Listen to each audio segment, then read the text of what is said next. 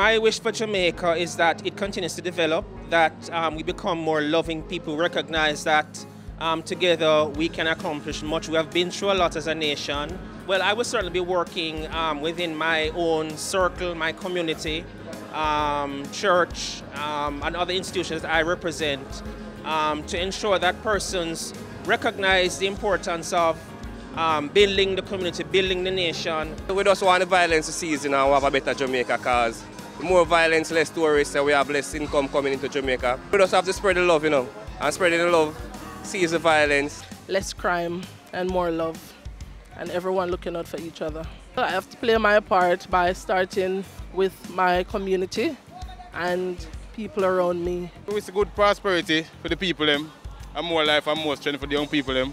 Hope God will bless it and everybody, Everybody go choose good and safe, Yeah.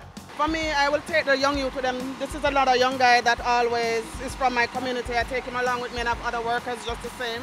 So I bring them out, the youth them in the community, to get to work with me. I'd love for people to celebrate the fact that we are Jamaica.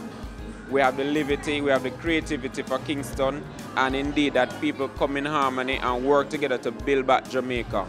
That the prosperity will continue, that we will have peace and harmony among our citizens, that our abuse of women and our children will discontinue, and that the violence that we're now experiencing will be minimized. My wish for Jamaica for 2018 is for people more to focus more on them life and to focus more about building each other, not to tear down each other or judge each other. By doing more prayer, by believing God, and by building positiveness with every entity that wants to do something for Jamaica.